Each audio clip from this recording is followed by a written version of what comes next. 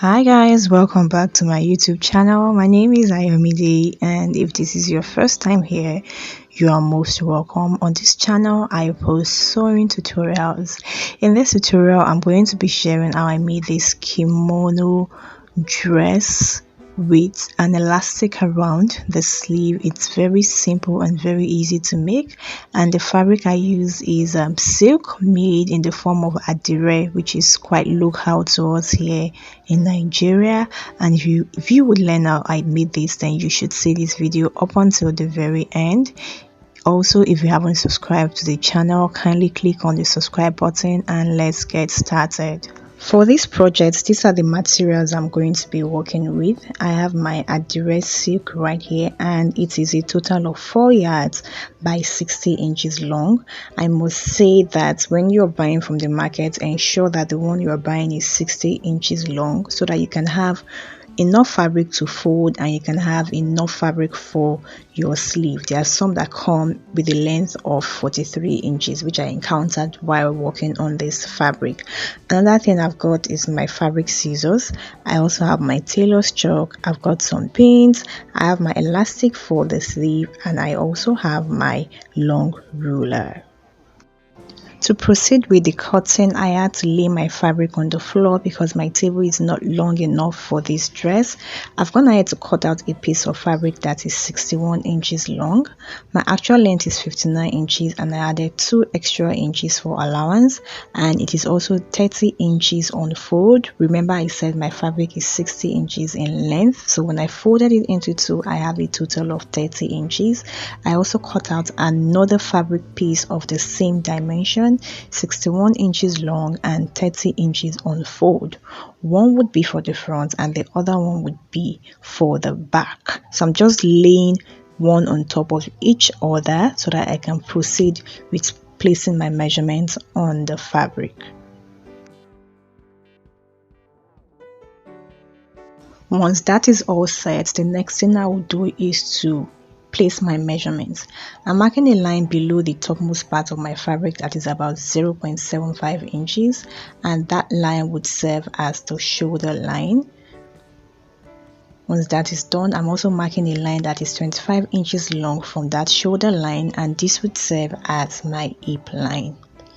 After that, I'm going to be placing half of my shoulder measurements. 15 divided by 2 is 7.5 inches, and after that measurement, I'm going to be placing 15 inches, which is the length of the sleeve.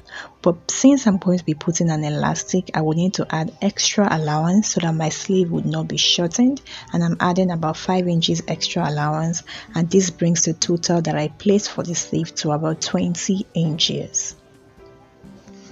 Below the sleeve line that I marked, I'm going to be coming downward by 1 inch, and I'm going to be drawing a slant to the shoulder line.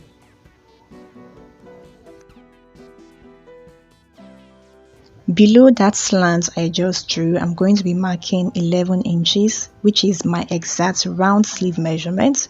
But remember, we are going to be putting an elastic, and I need more fabric for the elastic. I'm also adding 1 inch for my side seam allowance. Moving over to the hip line, I'm going to be placing a quarter of my hip measurement first of all, which is 12.75. In addition to that, I'm going to be adding 4 inches of ease allowance because I want this to be a really free dress. And in addition to the 4 inch of ease allowance, I'm going to be adding 1 extra inch for my side seam allowance.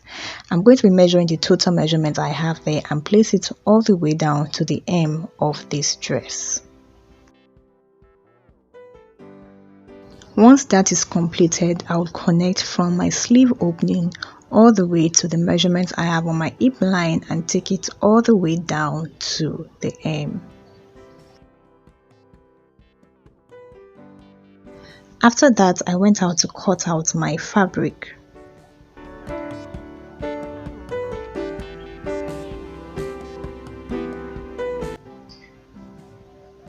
I'm done cutting, and this is what my fabric piece looks like. The next thing I will do is I'm going to be notching the center point around the fold for the both fabric pieces.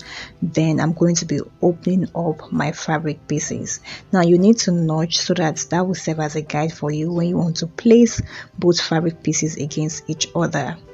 I'm just going over to remove the pins I use in securing my fabric pieces, after which I'm laying one of the fabric pieces against the other one. When you're doing this, you would have to be very careful. So for me, I'm laying the wrong side against each other, meaning the right side is facing me. You can also lay the right sides against each other. Whichever one you want to do is fine, but you just have to be very sure of what you're doing. So guys, this is my notch right here, and I've placed both fabric pieces against each other, and then I'm going to be drawing a line downward that is about 4 inches long to serve as a guide. On this part of the fabric is where I would have the asymmetrical. So on this other part, I'm going to be marking 3 inches for the neck width, which I later altered. I'm just going over to mark 3 inches, while on that other parts I'm going to be marking 9 inches. However, I would suggest you mark half of your shoulder measurement, and if it is not as wide as you want, you can always come back to redraw it. Although this 9 inches worked for me, I just thought to suggest that. Also, on the line that I drew in the middle, I'm going to be coming downwards by 3.5 inches. So I'm just going to be connecting from my neck width to the 3.5 inches I have in the center line all the way to the 9 inches. Even though I had to alter this later on because I did not like the shape, so I came downwards by 4 inches from the center line, and I extended my neckline by half an inch, so I marked 3.5 inches, and I just connected it in a freestyle because I didn't like the shape of the initial one that I drew. So I'm just connecting it and I'm matching it up to the 9 inches that I marked over there, after which I'm proceeding to cut this out. I'm done cutting this out. The next thing is to sew, so I'm going to be sewing the shoulder line.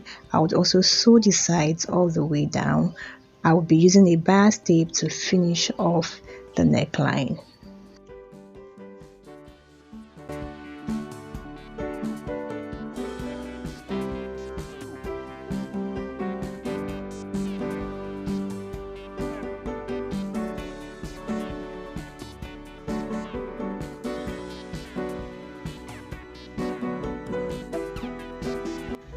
I'm done stitching as I illustrated. I use a bias tape to finish off the neckline, and I use a fabric bias. I cut my fabric in the shape of a bias and I use it to turn the M.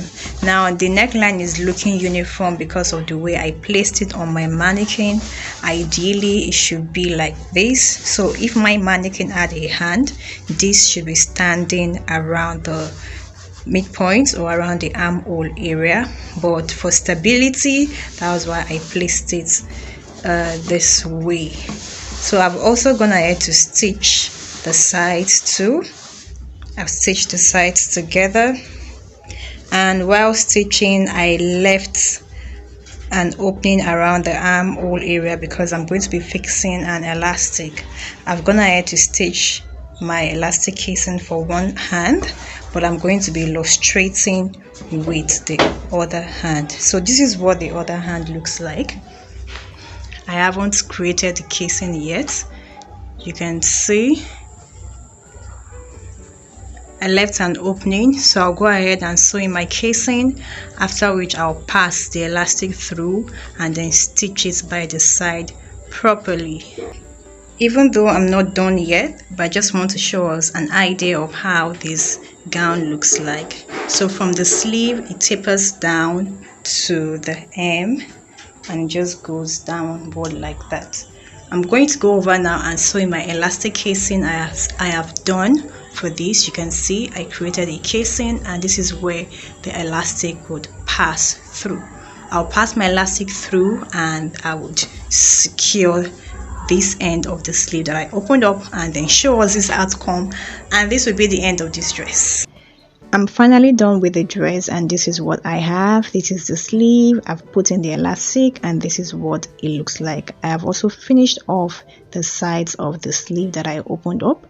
I've also gone ahead to hem the down part, as you can see, and for the inseam stitches I'm going to be using an overlocker to finish off the raw edges. One thing I love about this style is that it is pretty simple and it does not consume your time to make. I finished this in an instant. I started working on it. So give yourself 1 hour, 1 hour 30 minutes, you should be done. If you found this tutorial helpful, kindly give it a thumbs up. If you haven't subscribed to the channel, join the crew, join the community, subscribe, turn on your notifications so you become notified whenever a new video drops on this channel. Goodbye.